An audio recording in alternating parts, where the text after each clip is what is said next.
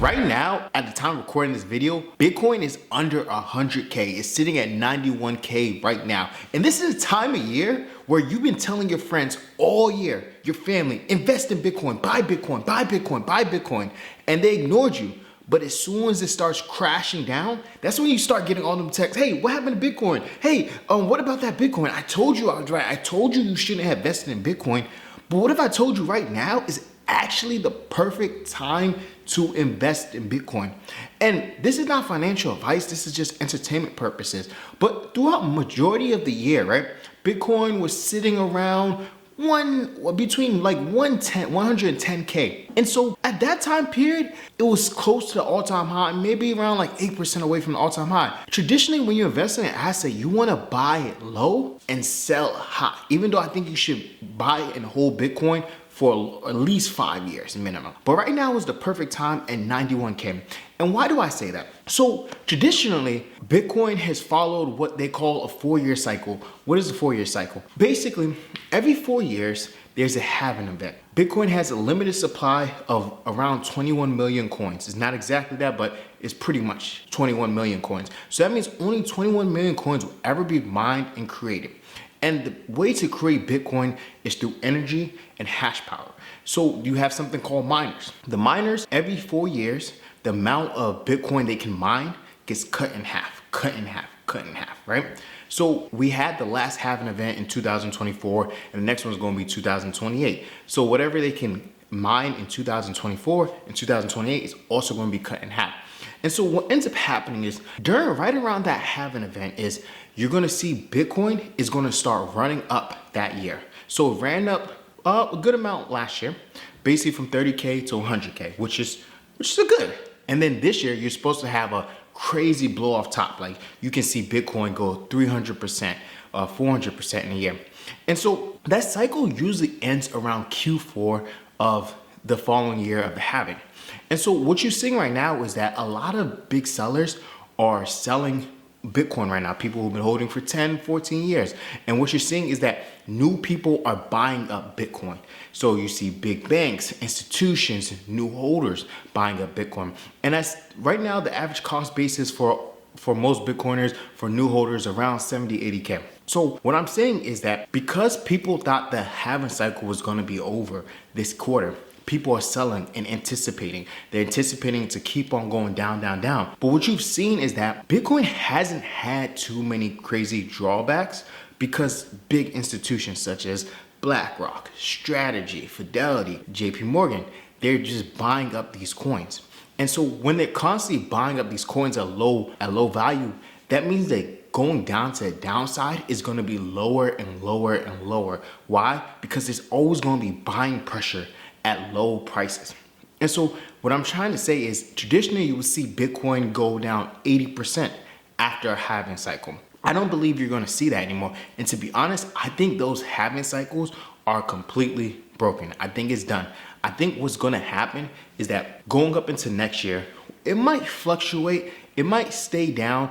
Best case scenario, I think it might go up to 126K, but maybe it doesn't. Maybe it just goes up to 107K. But what I will say is I don't think we're going to see them crazy 80% drawdowns. I think we're going to fluctuate from maybe 90K to 107K for the next 6 months, right? And why do I say that? I think because the Bitcoin halving cycle is over and the fundamentals have not changed. I think this is one of the best times to buy because you can accumulate as much Bitcoin as you possibly want before the crazy blow off top, which I think is going to be next year. Why do I say that? The fundamentals haven't changed. So what do we have right now? Right now we have a pro-crypto administration. For the past 4 years, we've had a crypto administration who would just go after Bitcoin companies who didn't want it at all. They didn't want to mention it. They said it was rat poison squared.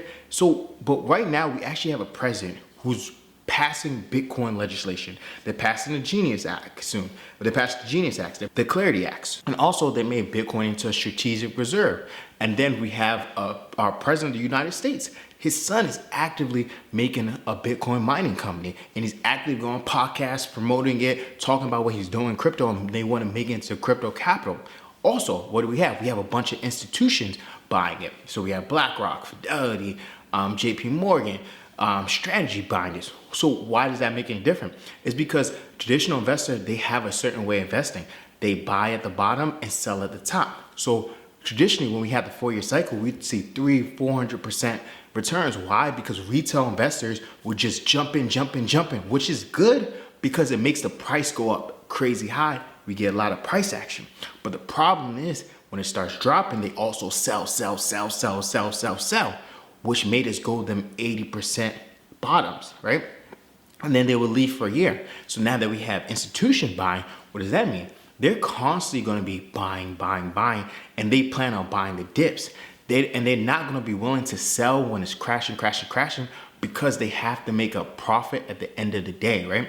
So if they're selling at losses, it looks bad on them, right? So they're going to make sure to get at the lowest prices, and they're going to try and hold. They're going to hold for maybe 10, 15 years, right? So they can see those gains going up and up and up. Another thing, the fundamentals is different, right? Right now, when crypto crashed in 2022, what happened is that we had the biggest rate hikes in history.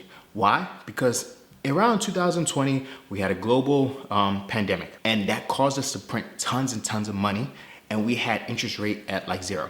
So then basically around 2022, they started raising interest rates. Why is that important?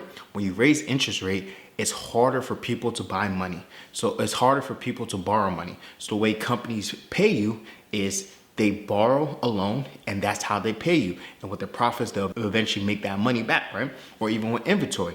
Walmart, they're not gonna pay everything straight cash. They'll take out a loan and get some inventory, right? So when rates are going up, it makes it harder to put money into the economy because it costs more to borrow money. Everything the United States does, they borrow money. So that's why crypto started crashing, because crypto is very sensitive to liquidity. The more money in the system, the more it goes into Bitcoin, because Bitcoin has a finite supply. Why am I saying this? Right now, the Fed are talking about in December 1st, they're gonna start quantitative tightening. That just means it's harder to print money. And they're going to go into QE, which means there's going to be more money into the system, going to be more liquidity. And so when there's more liquidity, basically what that means is Bitcoin price goes up. That's all. It's that simple, right? It's more to it. If you guys want me to explain more, I can talk about it. I can put it in my next video, okay? So now we're about to end quantitative easing, tightening, and we're about to start quantitative easing. And then right now, we're possibly going to have another rate cut in December. So it means lower interest rates, meaning easier to borrow money, meaning more money into the system, which means Bitcoin price goes up. And so if you're not familiar, the president has been having a lot of beefs with the Fed chair, who basically controls interest rate. And so his term is supposed to be ending in May. And Trump is planning on putting in someone, a Fed chair, who's going to be willing to do what he says and print more dollars, lower the interest rate. So that's another bullish indicator for Bitcoin. And so with all that being said, regardless, is there's going to be more liquidity in the system. There's going to be more printing. And what you've been seeing is that people have been losing faith in the dollar, specifically China and Russia. So they've been buying gold, right? And so with them doing that, they're signaling that the dollar is going to keep on inflating. There's less trust in it, right? And so what that means is that they're putting it into an asset that can't be inflated or artificially, gold can be artificially created, but it can't be printed out of nowhere. It takes economic work. You have to drill it. It costs money. And it's not easy to produce. Just like with dollar, all you do is print the dollar or just press a button to change the code and you have dollars in the system. So gold is not that simple to build, right? So that's why it's a store of value. Also with housing, it costs money, right? Housing, you have to have people come and build your house. You have to buy material. It takes some time. You can't just print a house as of right now that I know of. So that's why people traditionally use it as a store of value. So what happens is that people are not buying US debt. That means basically they're not holding US dollars. They're buying reserve or store value assets. And that's good for Bitcoin because Bitcoin usually lags gold. So what am I saying? When gold price keeps on going up, you'll traditionally see Bitcoin price go up. And what you saw was that gold went up to 4K and Bitcoin should probably in the future follow it, right? So now we have a lot of liquidity in the system. We have gold going up. We have a president who's pro crypto. We have institutions buying. And another thing is, even with all this being said, let's say that none of that was true. Bitcoin is still relatively cheap in US dollars. Why am I saying that? Because right now, Bitcoin only costs, not only that's a lot of money, but Bitcoin costs you about 1 year's of work right now, 100K. So 100K, that's about 1 year of work. And back in the past, it was $1. That could have been a minute of your work. And then it became $10. That could have been an hour's worth of work for you. And then 1 year it became 1,000. That could have been a week's worth of work for you. Then the next time it became 10,000. That could have been 2-3 months. Now it's 1 year worth of work. See, with all that being said, in the future, Bitcoin could possibly be 1 million. That could be 10 years worth of work. It could be 10 million. That could be 100 years worth of work, right? And so what I'm saying is that regardless, Bitcoin is number go up technology. The number always goes up, right? And so right now, it only costs you 1 year. And what you're doing is if you're able to buy 1 Bitcoin, you're able to buy in 10 years, 10 years worth of work. So imagine right now, you work for 1 year and now you have that money that will let you not work for 10 years. Or you have that money that will let you not work for 100 years. Or you pass it down to your kids. You will set them up, and that's really how you start building that generational wealth. That's my rant for this video. If you like this kind of content, put in the comments what you guys want to see. And make sure you hit that like button and subscribe.